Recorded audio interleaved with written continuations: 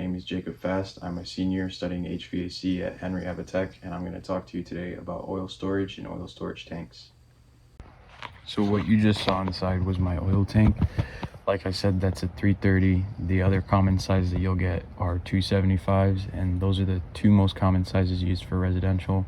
You can get away with a 275 if you have a smaller house with a higher efficiency boiler that doesn't use as much oil, because you won't be using as much oil in the heating season. But 275s and 330s are usually what we commonly see. In some cases, if the house does need a lot more oil than usual, you can find what we call a dual tank system, where you have two 275s or two 330 tanks hooked up together, and I'll talk to you a little bit more about that later on in the video.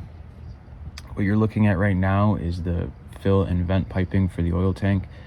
This is where the delivery driver will hook up his oil nozzle or his oil hose, and the oil that he is pumping into my house will go into the tank. And the vent tubing or piping is where the air from inside the tank escapes. As the air escapes, there's a high-pitched whistle, which you can hear if I were to blow on it, but I'm not going to. And this allows the driver to know when the tank is full. As the oil comes up, it reaches the top of the tank and it'll get to the top of the vent alarm. The pitch will also start to change, which he is listening for, and this will let him know that he needs to stop pumping oil, otherwise he's going to get showered in it. Unfortunately, I ran out of storage on my phone, so I'm going to have to continue on with the video on my desktop. So like I was saying before, some houses have a dual tank system where they have a fill tank and a vent tank. This works off of the same principle as a regular tank, where you have two ports. One port is your fill port and the other port is your vent port, except one tank becomes your fill tank instead of the port, and your secondary tank becomes your vent tank.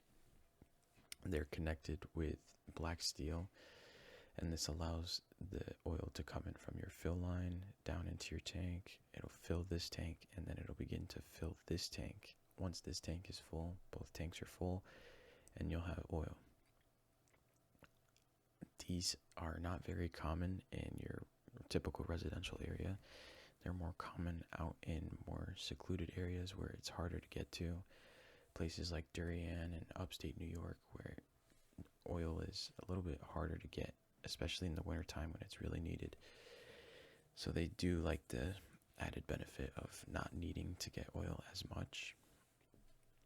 And there are just some homeowners that enjoy having a lot of oil in their house. Personally, I've only ever seen dual tank systems, but I've heard of stories where some homeowners like to have more than one tank in their house. I don't know why, but it's their house, so you gotta let them do what they want to do. Apart from dual tank systems, we do also have what is known as a double wall system. These consist of Roth tanks and EcoGuard tanks, and it's basically a tank inside of a tank. Don't mind my heat. The way these work is you have your primary tank, which is inside of the tank, and a secondary tank, which is the one that you see on the outside. When the oil company comes to fill your oil, the tank on the inside fills up. This tank is usually made out of either plastic or a fiberglass, and because of this, it does last a long time. But in the event that it does fail, instead of failing and pouring out into either your driveway or onto your grass or in your garage, it pours out into the secondary outer tank. On these tanks, there's indicators that tell you when the tank has failed, like you can see here on the Roth, and it'll let the homeowner know that their tank is either leaking or has completely failed.